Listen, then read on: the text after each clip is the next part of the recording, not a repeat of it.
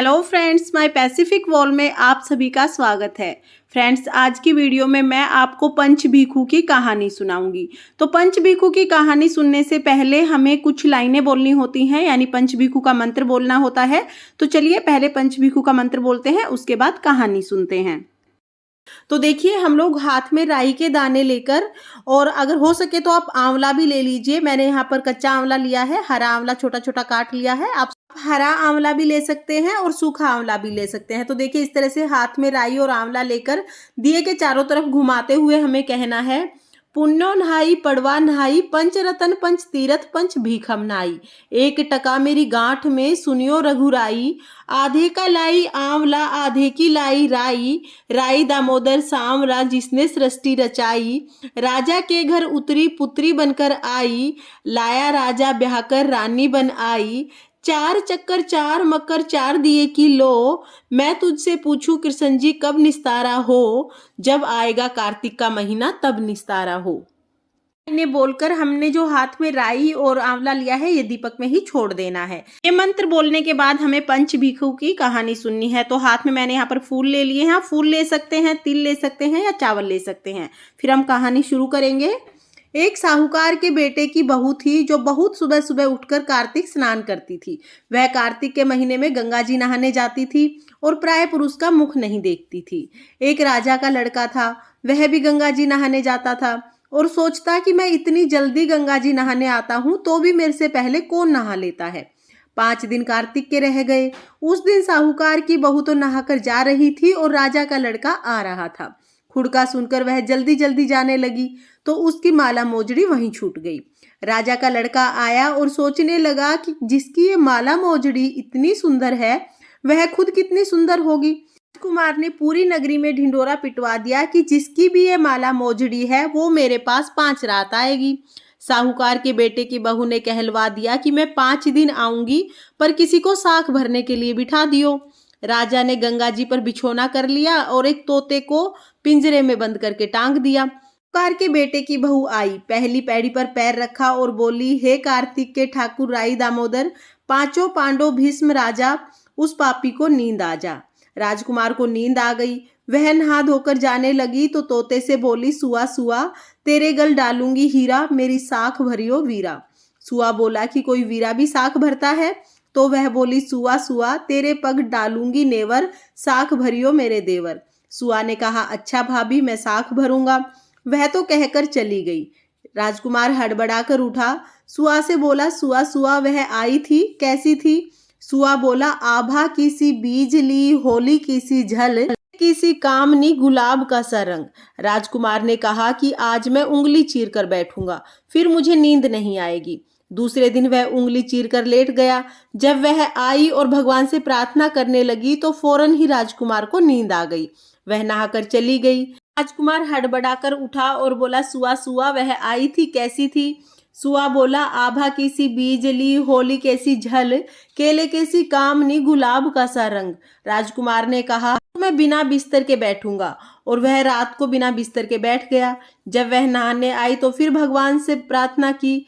राजकुमार को फिर से नींद आ गई। जब वह नहाकर जाने लगी तो आंख बंद करके चली गई। राजकुमार ने उठकर देखा तो वह नहाकर चली गई थी। कुमार बोला कि आज मैं आग की अंगीठी रख कर बैठूंगा, जिससे मुझे नींद नहीं आएगी।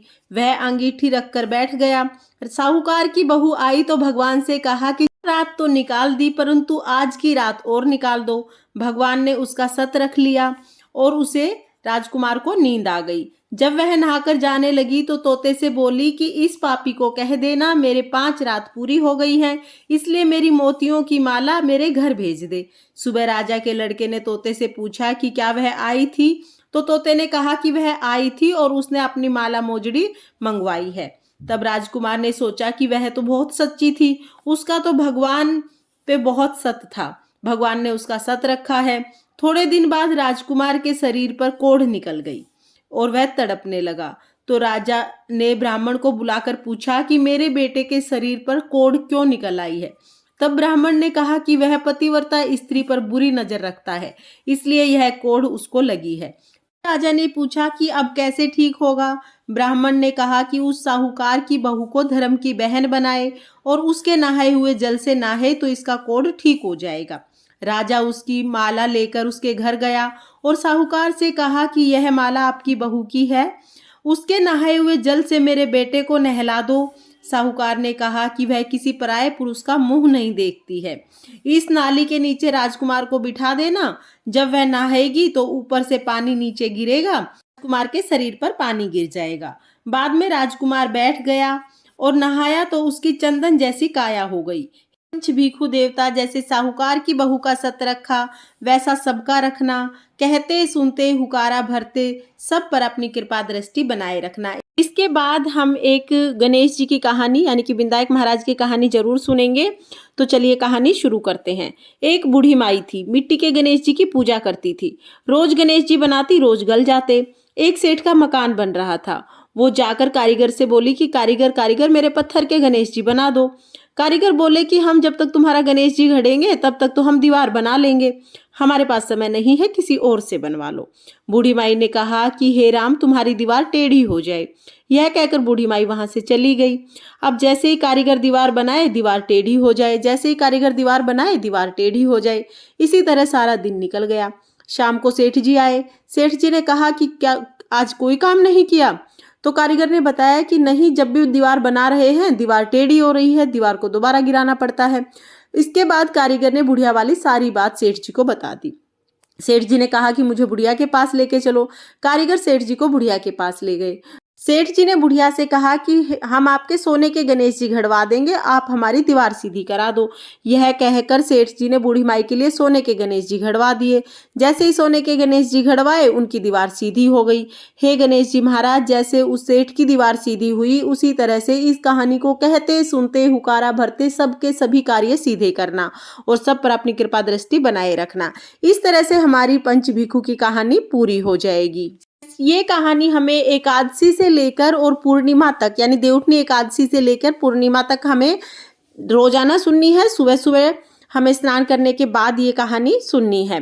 तो अगर आपको कहानी पसंद आई हो तो वीडियो को लाइक करें और अगर आपने अभी तक चैनल को सब्सक्राइब नहीं किया है तो प्लीज़ सब्सक्राइब कर लें और बेल आइकन को भी प्रेस कर दें ताकि मेरी आने वाली वीडियोज़ का नोटिफिकेशन आपको मिल जाए। देखने के लिए बहुत बहुत धन्यवाद। राधे राधे।